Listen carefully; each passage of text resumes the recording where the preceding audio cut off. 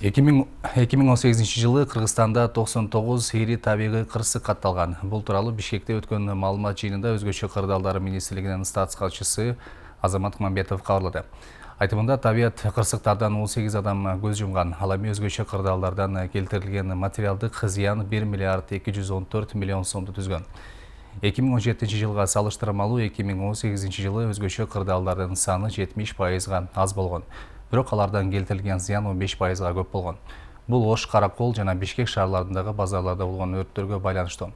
2018 жылы өлкөдө 14.080 өрт кырсыгы катталган. Алардын жыйынтыгында 59 адам көз жумуп, келтирилген зыян 843 миллион сомду түзгөн.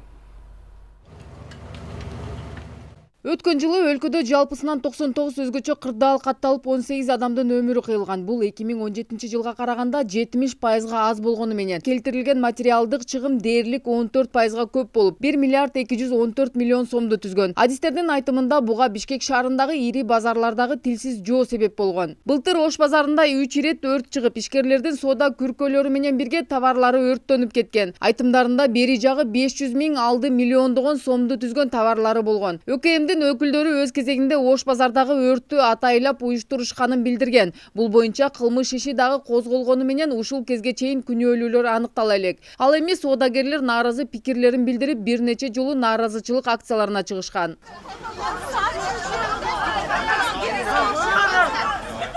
Маалымдалгандай, ушул тапта 5 миңге чукул адам кооптуу участкаларда күн көрүүдө. Мындай жерлерде отурукташкандарга мамлекет тарабынан жеңилдиктер каралган. Тагыраагы аларды башка участкаларга көчүрүү максатында жеңилдетилген суудалар жана жер тилкелери берилет. Бирок бул жардамды алганы менен алардын басымдуусу башка жактарга көчүп кетүүдөн баш тартышууда. Бул өз кезегинде анда жашаган үй бүлө мүчөлөрүнүн өмүрүнө коркунуч алып келет. Эң көйгөйү бүгүнкү күндө жана кооптуу участкаларда жашап келаткан биздин жарандарыбыз болот. Жалпы жону менен 4732 үй бүлө бүгүнкү күндө кооптуу участкаларда жашап келет. Ошонун 2120сы бүгүнкү күндө суудаларды ала элек, баягы өзүнүн кезегин күтүүдө, алар тизмеге кирген. Ал эми өкүнүчтүүсү 2612 үй бүлө бүгүнкү күндө суудасында алган, жер тилкесинде алган, бирок баягы өзүнүн жана өзүнүн үй бүлөсүн бүгүнкү күндө кооптулукка дуушар кылып, бүгүнкү күндө дагы болсо ошо кооптуу участкаларда жашап келүүдө да. Коопсуз шаардын алкагында 112 Кыргызстан мобилдик тиркемеси ишке киргизилди. Бул тиркеменин жардамы менен жолдордогу кайсы бир өзгөчө кырдаалга күбө болгондор сүрөт жана видео форматындагы ыкчам маалыматтарды жөнөтө алат. Бул убакытты үнөмдөп, оперативдүү иш алып барууга жол ачат. 112 системасын толук республиканын аймагынын дээрлик бардык региондоруна киргизгенге мүмкүнчүлүк алды да.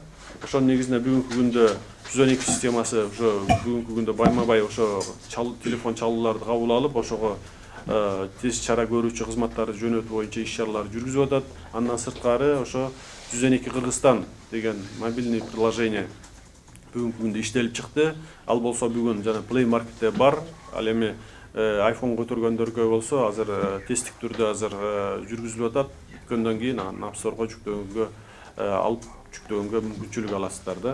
Өзгөчө кырдаалдар министрлигине республикалык бюджеттен жылына 1 миллиард 800 миллион сом каралат. Бул каражаттар 2 программа менен бөлүштүрүлүп, өзгөчө кырдаалдардын алдын алуу, авариялык абалды калыбына келтирүү жана кызматкерлердин айлык маянасына коротулат.